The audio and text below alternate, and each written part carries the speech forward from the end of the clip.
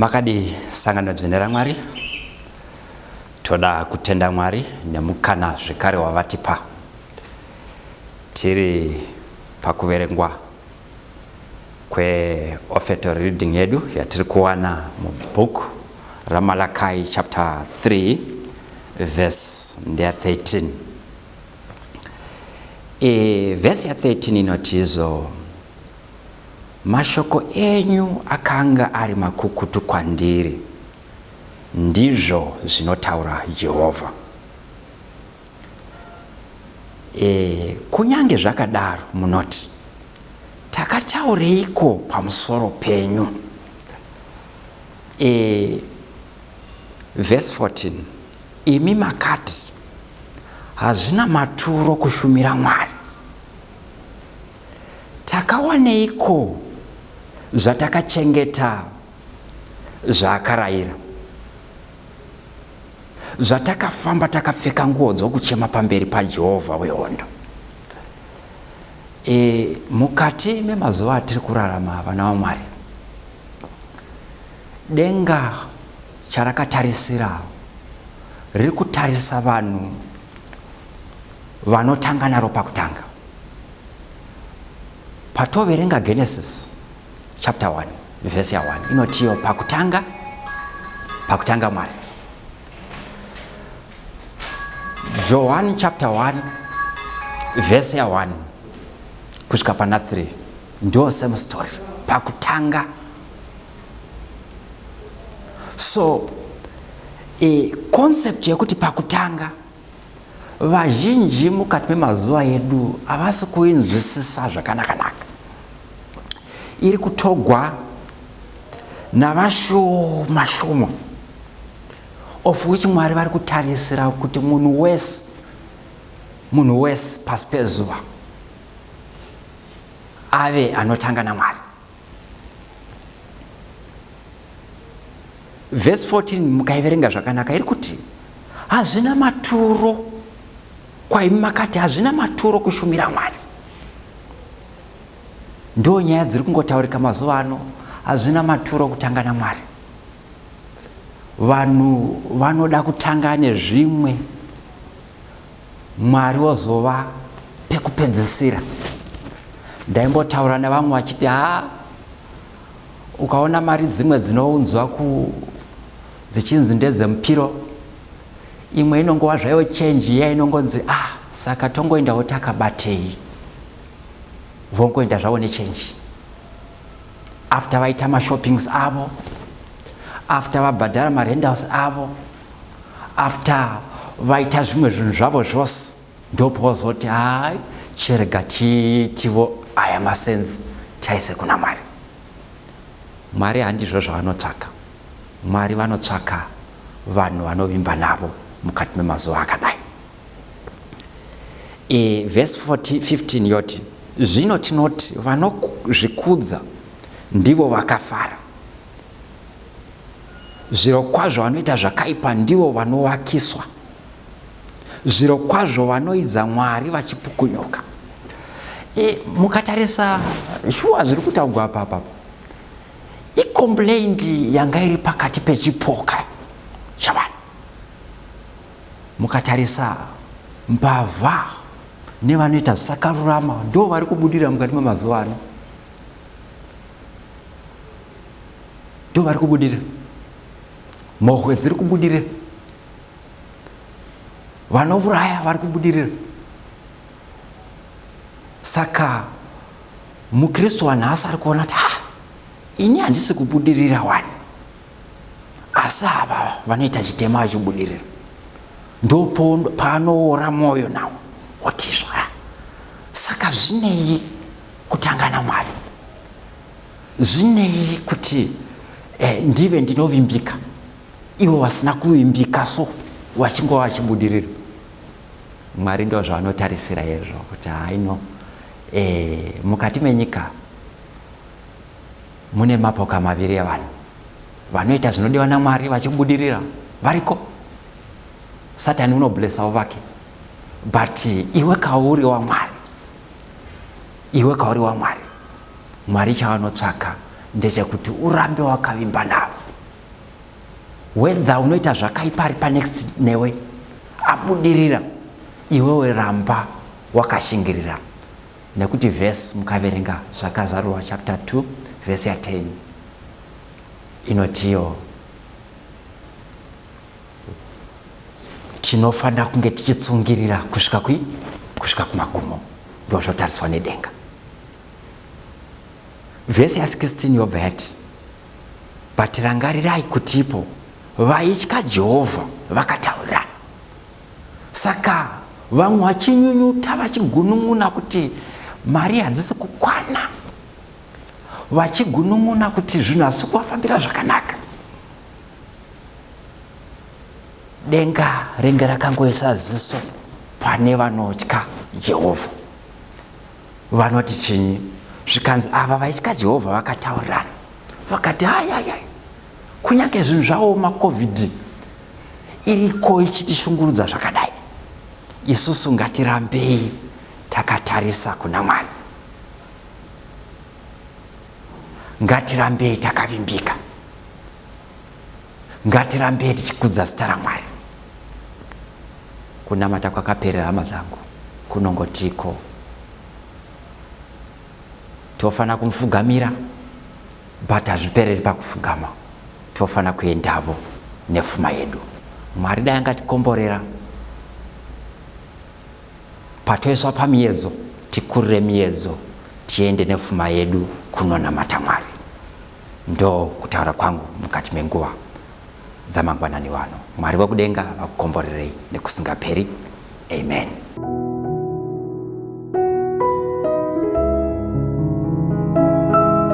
Mangwanani akanaka sanganidzwe neramwari. Tinoda kutenda Mwari zuva ranhasi nenguva yavadai kutipa rekaitwa nenguva yekunamata kuna baba vedu vari kumusoro kudenga. Tinokutendai pamangwanani ano, maita enyu kutisvitsa panzvimbo yokuti tikuteererei muchitaura nesu. Taura yenyu takateerera sevana venyu, zita renyu kukudzwa pasi nekudenga naJesu tanamata. Amen.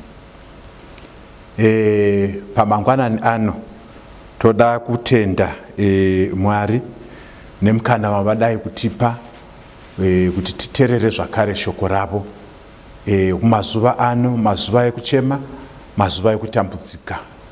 Asi toda kutenda kuti nyange zvakadaro Mwari vedu havatisiyi tiri toga. Saka tichaenderera mberi muzuva ranhasi, tichatarisa nyaya yedu ine chemusoro unotizo, better to choose the harder right than the easier wrong. Better to choose the harder right than the easier wrong.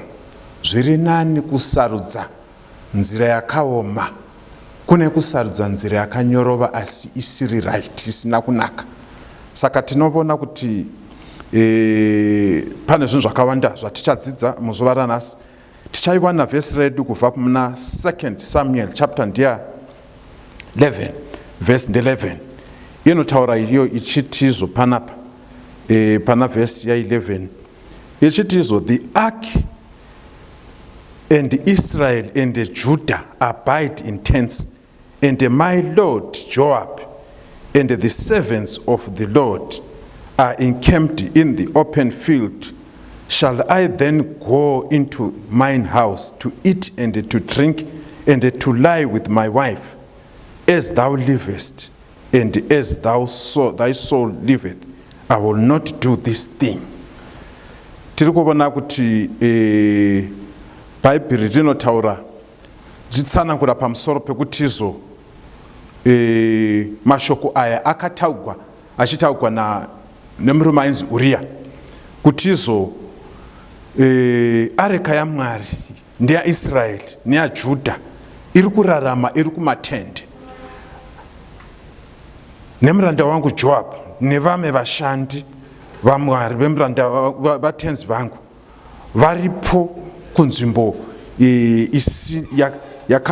iri open kana kuti isina kudzivirirwa. Inini handigone kuti ndiende mumba mangu ndinodya ndinonwa pamwechete nekusangana nemudzimai wangu. Ndinovimba kuti naJehovha mupenyu izvi hazvigone kuti zviitike. toda kuti titarise background yenyaya iyi yatichabata kuitira kuti patinenge tafamba nayo tipone zvakare kuti chii chakange chiitika. Saka vhesi ratinogona kushandisa ndirori, asi tinogona kubata mamwe panapa nepapapa kuti atibetsere pakuvumba nyaya yedu yezuva ranhasi. Musakanganwe chemusoro chinotizvo better to choose the harder right than the easier wrong. Zviri nani kufamba nenzira yakaoma yakamanikana kune kufamba nenzira yakapamhama asi ichienda kwakaipa. Ndiani murume uyu wakataura mashoko wataverenga mubhuku raSamueri? Tinosangana nemurume ainzi izvo ndi Uriya. Uyu murume uyu, he was an elite soldier in the army of David, king of Israel and Judah, and he was also the husband of the wife Bathsheba. Ndo zvakange zvichinzi ndiye akanga ari Uriya. He was the husband of Bathsheba, the daughter of Elam, who was the granddaughter of Ahithophel, the chief advisor of David's army and Absalom. 2 Samuel chapter 15 verse 12 to 13 inotsana kura ipapo. Saka tikatarisa tichaona kuti murume watichataura naye nezvake nhasi murume ainzi Uriya. Uriya akange riri buto rahondo kana kuti rearmy yaDavid. Iyeye ndiye murume akange ari murume wa Bathsheba, ari mukadzi akatogwa naDavid, akavata naye akamuitisa mwana, zvikaitika zvakawanda, David achikonzeresa kuitira kusvikira pakutambudza murume uyu. Saka Uriya was a disciplined soldier who refused to visit his wife as instructed by David. Uriya rakange riri buto rakange rakadzidza richiziva basa raro. Zvakare ndiyo murume akaramba kuti izvo mambo David vachiti ngaadzokere kuimba yake vachida kuvhara nyaya dzavo, iye akaramba kuti adzokere kumba kwake anopinda mudzimai wake. Because of this his firm stance, David murdered by proxy by ordering of Uriah's comrades to abandon him in the midst of the battle, so that he ended up getting killed by the opposing army. Uriya uyu ndiye murume uyu wakaita kuti naDavid achizama kuvhara nyaya dzaakanga aita nemudzimai wake, akamudana ndokuzama zvinhu zvose kuti iye Uriya apinde mumba. Uriya akaramba. Tikapona kuti David wakazama pose paaigona napo kuti asvike pakumuvuraisa muhondo yakange ichigwiwa nemhaka yekuti wakaita kuti Joab adzose mamwe masoja iye amusiye pakange pachipisa. Saka Uriya wakagumisira akafa.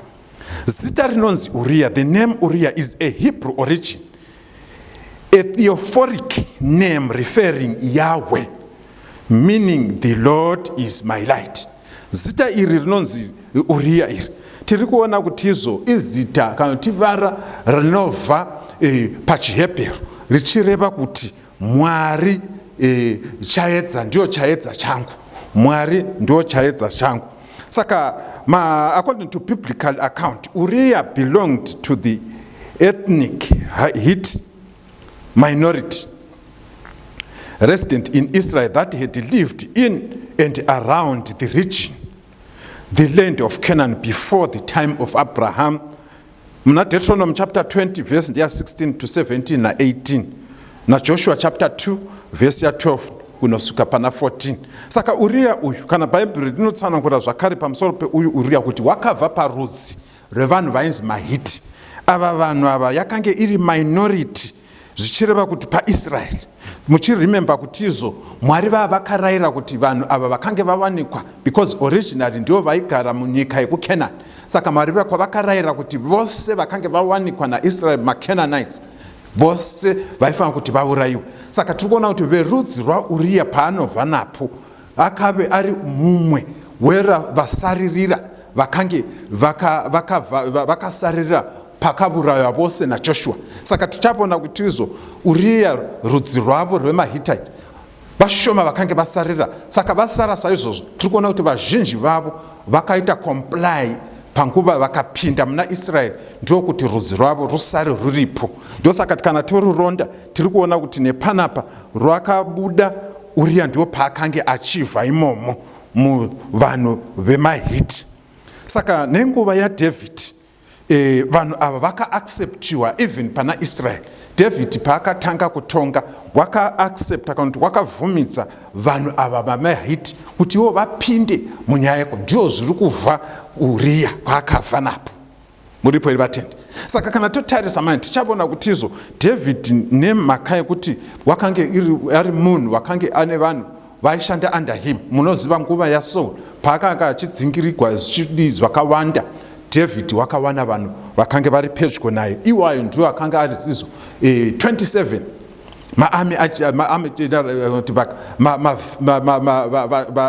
vagwi vehondo vakange vari muhondo yaDavid.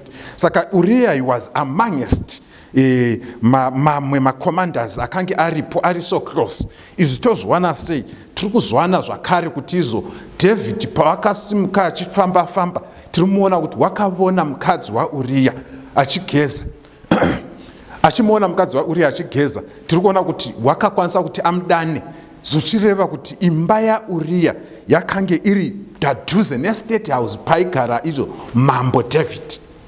Saka tiri kuona kuti Uriah was not just a man who was far away from David, but he was so close to David. Saka David waimziva, he was one of the army commanders vakange varipo. Saka waimziva paakadana mukadzi waUriah. Chero ukatarisa pane mumwe muranda wakati aziye here Bathsheba mukadzi waUriah, zvichireva kuti matauriro anoita muchinda uyu zvaireva kuti David waiziva kuti Bathsheba mukadzi wani.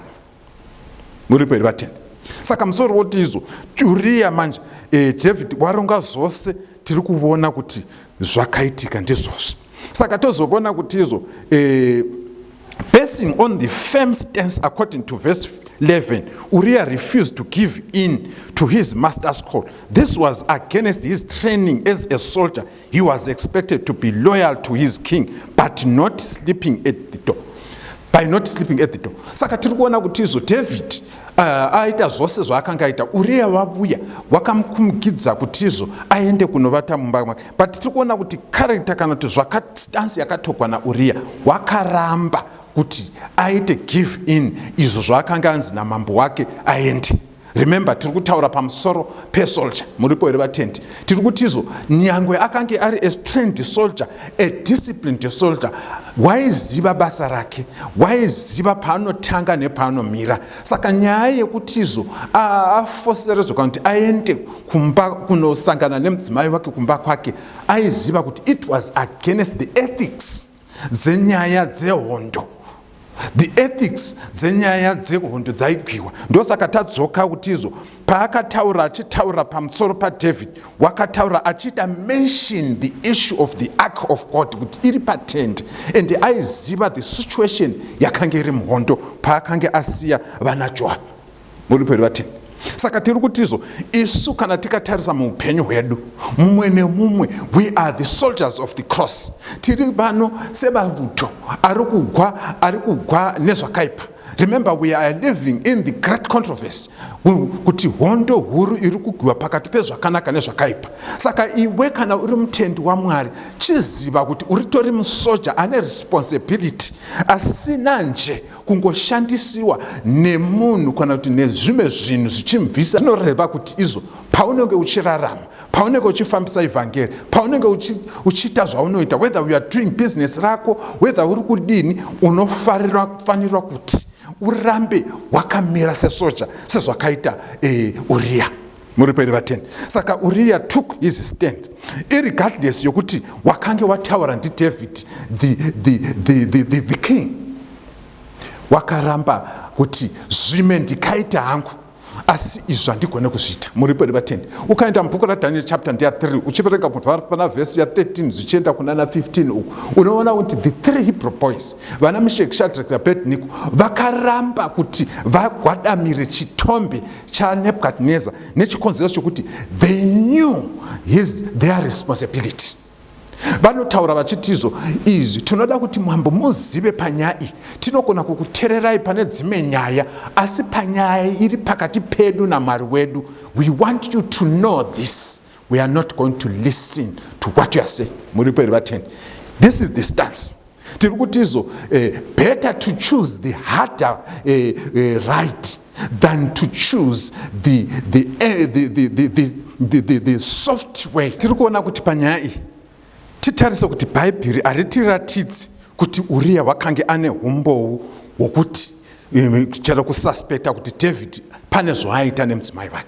Saka tiri kutizo haana kuramba bhesing kuti wakange ane zvimwe zvaaiziva asi wakaramba achibhesa nezvaakange adzidzisiwa semusoja achiziva zvokuita nezvisingafanira kuti zviitike. Saka he knew kuti izvo zviri nani kuti izvo nyange zvichioma ndomira nezvakanaka. Saka tiri kuti izvo sevatendi kurudziro iripo especially mazuva ekupedzisira.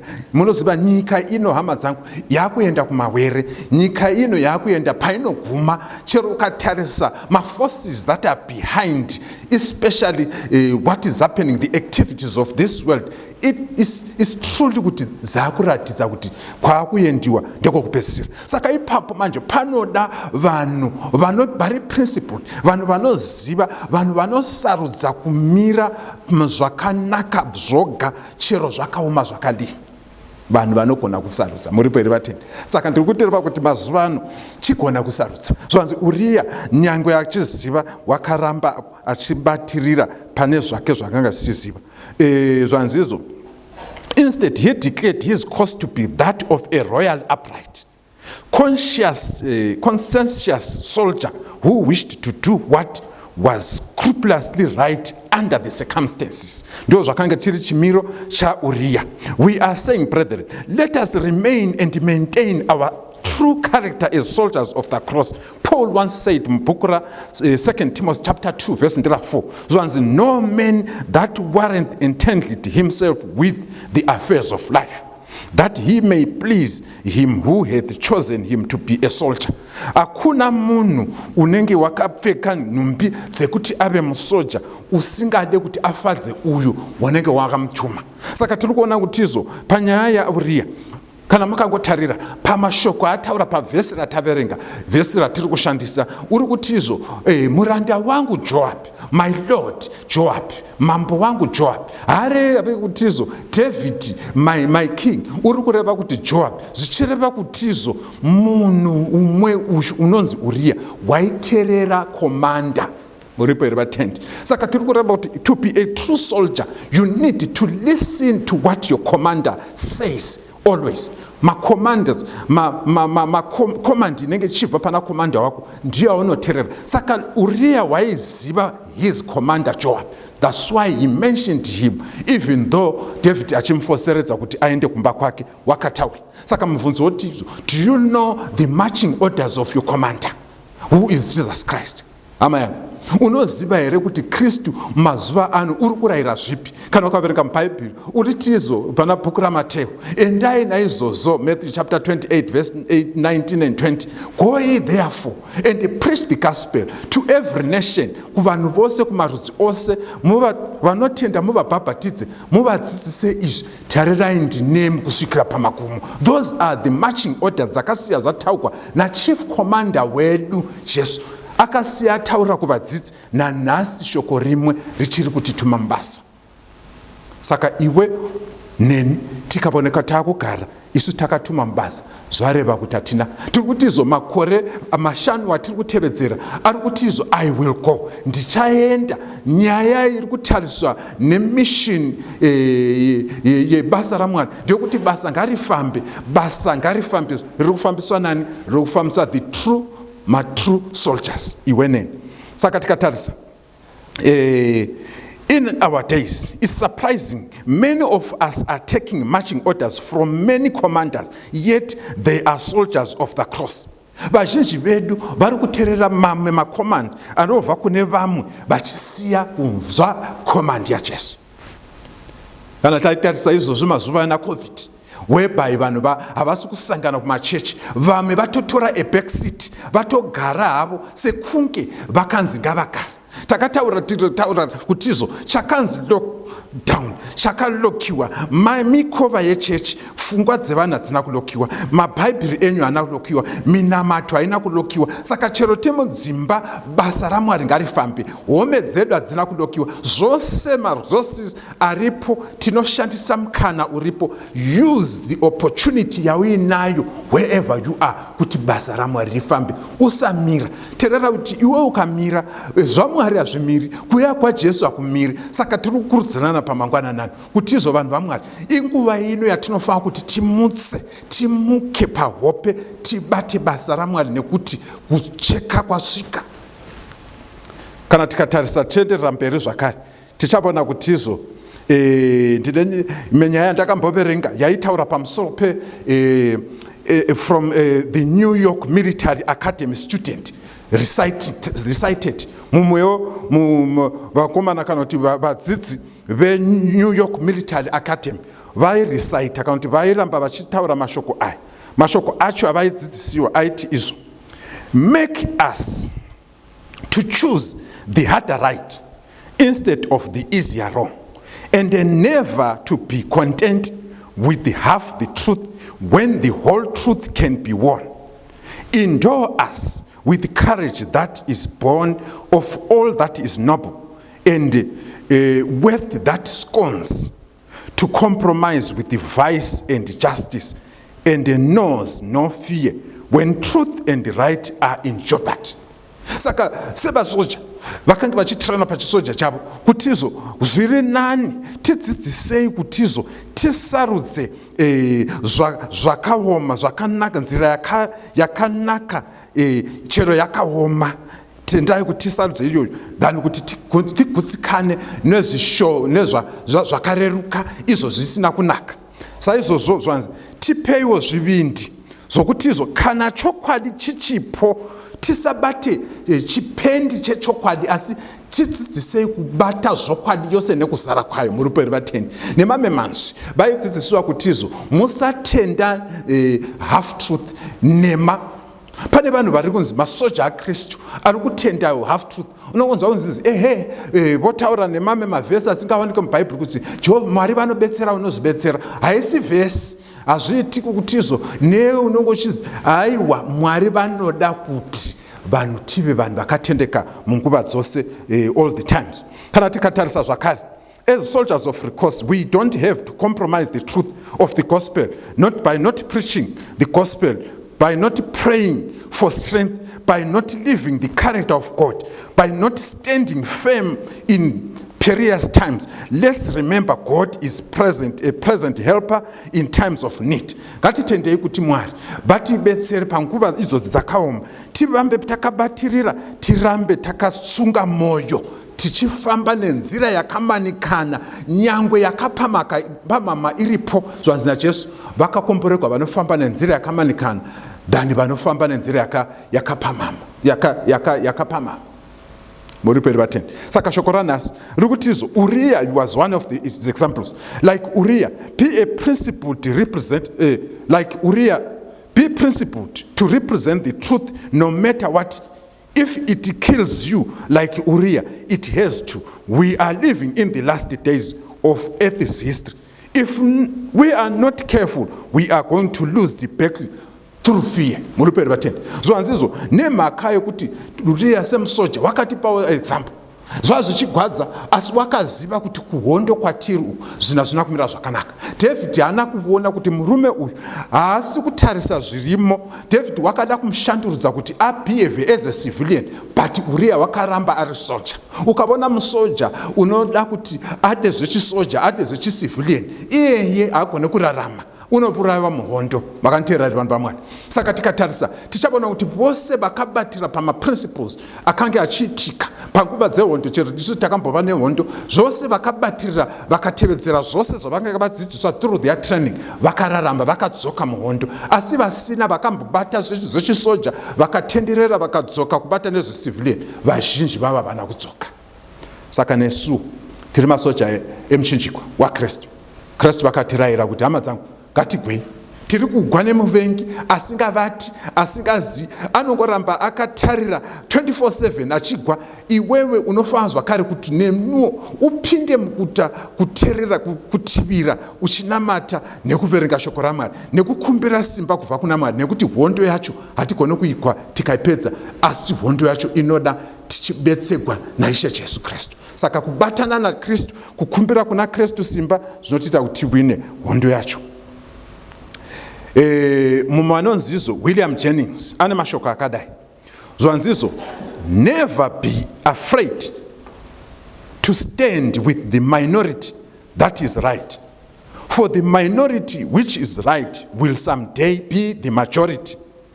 Always be afraid to stand with the majority that is wrong, for the majority that is wrong, that will someday be the minority.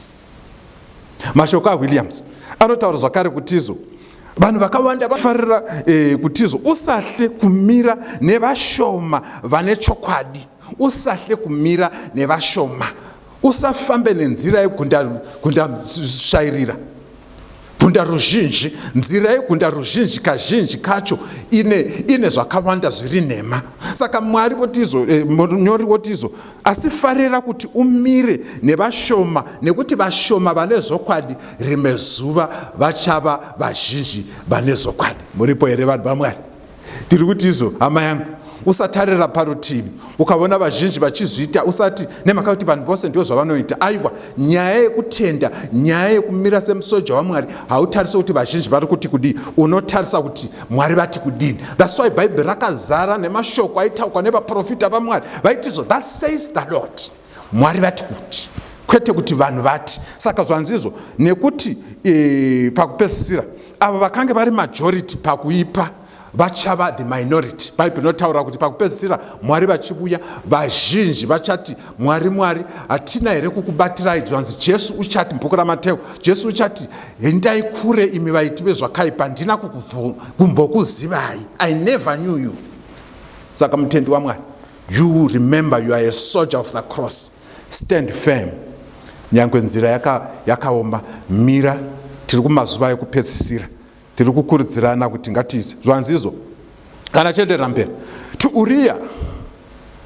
Uriah couldn't manage to break even. He stood for the truth by the minority in order to gain the truth for the majority's concern. His concern was, the ark was in the tent. His concern as a soldier was much of the ark of the tent, which could be confiscated from Israel if they don't work hard. Saka Uriah waiziva kutizo, ndikasamira zvakanaka, ndikasabatirira, ndikasamira paprinciple, ndinenge ndatengesa nekuurayisa vamwe. Muripo here vatendi, uri musoja akaita sei? Paunenge uchifamba, paunorarama, uri kurarama nechikristu chawakadzidza. Kana zvisirizo, remember uchaurayisa vazhinji. Musoja asina kutendeka pamaprinciples ake sesoja anourayisa vazhinji. Saka Uriah wakati, zviri nani ini ndife nezvokwadi. Nemamwe manzi Uriah achiresista kuna David, zvaireva kuti he was calling for his death at that particular time. Nekuti resistance yake mambo awaizovhuma kuti wakundwa nemusoja wake, asi wakaramba kuti zviri nani kuti ndifire muzvakanaka, muzvokwadi, than kuti nditende nhema, ndiurayise vazhinji. Muripo here vatendi? Saka nesuwo ngatiitewo zvakanaka. Don't allow the devil to send you down, instead strive for the upward. Saka David wakanga achiti kuna Uriah, go down to your house. Kana vara richireva kuti go down, ukaona Bible richaura kuti go down, rinoreva kuti kupinda muzvivi. Nemamwe manzi King David was saying kuti kuna Uriah, pindawo newo muzvivi utadzi. Asi Uriah wakati, I will not go down, but I will go upward. Muripo here vatendi? Wakavata kumukova, kugedhi nemasoja. Tiri kutizo, mwana wangu mapamangwana nani. You can remain a virgin, my daughter. You can remain a virgin, my son, in a world which has been intoxicated by sin. Just like Joseph, who said, how can I sin against God and my master? unogona kuramba uri musikana, uri mhandara, unogona kuramba uri mukomana, uri jaya, usina chaunopomekwa kana ukamira muna Mwari. Chero zvakadaro zvichioma, vamwe vachikuseka, vamwe vachikupa mazita, ramba wakatsungirira, because you are a soldier of the cross. Uri kumiririra mambo wako. Remember, it is better to choose a harder right than to choose an easier wrong. Pamangwana nani toda kutenda kuti Mwari vatibetsere kuti izo tiripo kuti Jehovah vave nesu. Kana tikatarisa, David was busy trying to confiscate and conceal his sons. God is looking for Uriah of today. Ellen White Mpukura Education page 57 wrote, the greatest want of the world is the want of men who will not be bought or sold, many who do not fear to call sin by its rightful name, men whose conscience is true to duty as the needle to the pole, many who will stand for the right though the heavens fall. Muriperi vatendi vari vakombereri tiri kuzizo panapa. Mwari kana kuti nyika iri kutsvaka varume vanogona kumira nyange zvinhu zvisina kuitawo zvakanaka. Saka tiri kuti nenzira imwe chetewo, Mwari mazuva ekupedzisira, Mwari vari kutsvaka masoldier anogona kumira saUria, ari kutsvaka vanhu vatendi vanogona kumira munhevedzo dzaMwari, vanogona kumira mumitemo yaMwari, vanogona kumira mukurayira kweshoko raMwari, vanogona kumira chero nyika ikada kuvashandudza havagone kushanduka vachiita give in, vanoramba vakamira pamaprinciples aMwari. Saka tiri kuti mangwananani, hama yangu, iva nechivindi sezvakaita Uriah.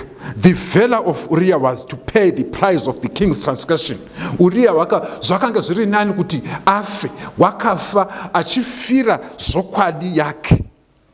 Friend, pakupedzisira, I want to invite you. Friend, it costed Uriah's life to remain faithful. Zvakatora upenyu hwaUriah kuti arambe ari wakatendeka. Kambe iwe wakatendeka here. Pane zvose zvauri kuita, especially mazuva ano, mazuva eCovid. Are you faithful to the cause? Kana uchivona Uriah wakagumisira akafa. You can as well, even in these difficult times, never compromise your faith. Charo mwana musikana wamira zvichizizvo washaya chokudya, washaya chekumanikidza, haugone. Don't give in, don't compromise muzvivi, ramba wakatendeka. Remember, you are a soldier of the cross. It's better to choose a harder right than to choose a wrong, easier wrong. Funga yepiri pakupedzisira, you can resolve now by grace, by His grace. You can resolve now by His grace to stand on the rock and resist the waves of fear that are sweeping God's children from the shores of salvation. Ama yangu nodikana, Israel wasvika pamahombekombe panapukura Numbers chapter 25. Zvanzi paakasvika pahombekombe, vasvika paJorodhani, mvura ndiyo pavaichera muJorodhani, zvose vakange vazviona. Zvanzi vazhinji vakarasa Mwari wavo, vazhinji vakavhengana nemarudzi, vakapindira, vamwe vakatora vakadzi vemaAmorite, vakafa vakawanda, over 24,000 vakafa. Chenjera panguva dzemahombekombe kudai, nguva dzokupedzisira kudai, kana ukasamira nenheyodzo nemaprinciples aMwari, unogona kuyerera. Tiri kuti izo pamangwananani, remember you are not alone. Jesus stands with you. Terera mwana waMwari panguva dzakaoma kudai, kuchifiwa, vana COVID vachiita zvose zviri kuitika, fiye ichigara iri matiri. Ndiri kuti izo kukukurudzirai kuti ramba wakamira, ramba wakatsungirira. Jesu vanouya nokukasika. Ngatirambei vana vaMwari takatendeka semavuto kupedzisira, chero zvikatora upenyu hwedu, asi gare tizive kuti hwamanda ichirira. Bhaibheri rinotiudza kuti vose vakatendeka, vakavata, vakatsamira paruoko rwaJehovha vachamutswa vakanowana upenyu husingaperi. Kuna kutenda kwako here? Kana kuri kutenda kwako, simudzira mwoyo wako kuna Jesu ndonamata. Baba vedu, tinokutendai neshoko ranhasi. Tikomborerei tose, tirambe takasungirira, tirambe takashinga, tirambe tichiratidza kumirira imwi chero panguva dzakadai. Zita renyu kukudzwa pasi nekudenga, naJesu tanamata, amen.